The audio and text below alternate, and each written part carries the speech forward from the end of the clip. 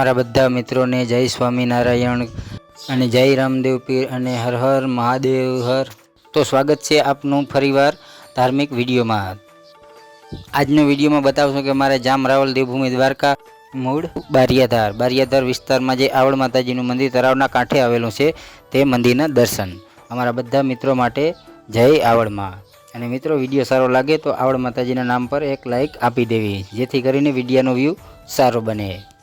અત્યારે ચોમાસું છે એટલા માટે તળાવ પણ પાણીનું ભરાઈ ગયું છે અને તળાવના કાંઠે આવડ માતાજીના મંદિરનો વ્યૂ પણ એકદમ સરસ મજાનો આવે। તો ચાલો મિત્રો આપણે જઈએ આવડ માતાજીના મંદિર તરફ।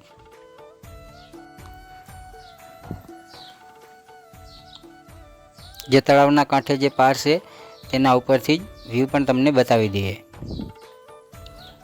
ને આ છે અમારા બધા સમાજના મકામો અને આ તરફ છે ખોડિયાર માતાજીનું મંદિર, જે સ્ટાર્ટિંગના વ્લોગમાં અમે શેર કર્યું હતું।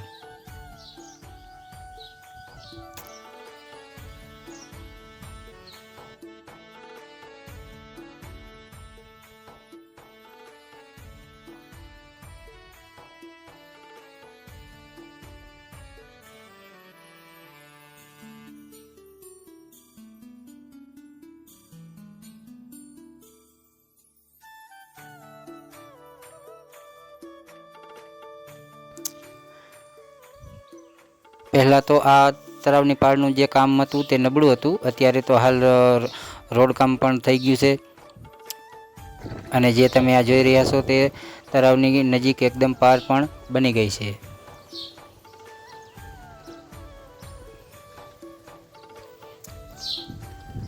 ચોમાસાનું વધારે વરસાદ કે પાણી અહીંયાથી અવર જવર કરતું હોય તો આ પાર એટલા માટે બાંધવામાં આવી છે કે ત્યાંથી મંદિર તરફ રસ્તો ધોવાય નહીં અને જેથી કરીને યાત્રાળુઓને આવવામાં વધુ નુકસાની ના આવે।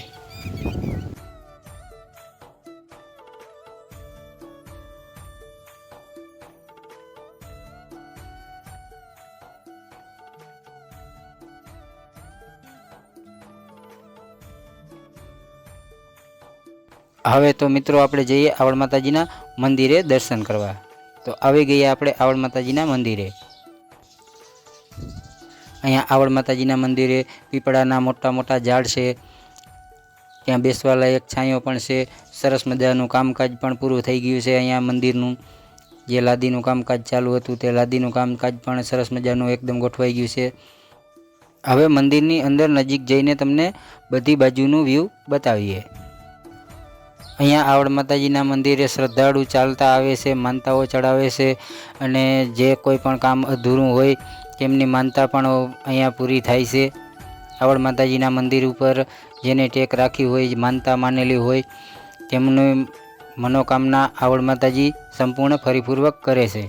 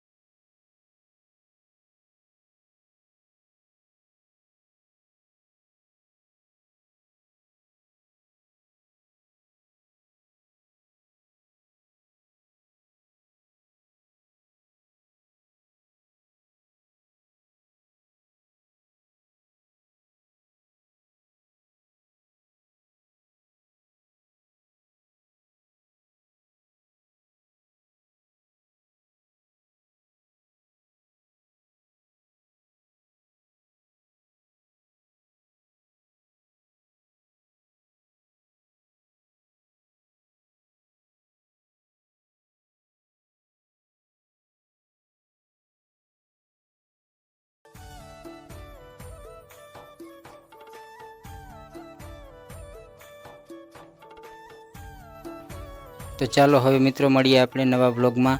ત્યાં સુધી બધા મિત્રોને જય શ્રી કૃષ્ણ. આરસી ગામી ચેનલની મુલાકાત લેવા માટે ખૂબ ખૂબ આભાર. જય શ્રી રામ.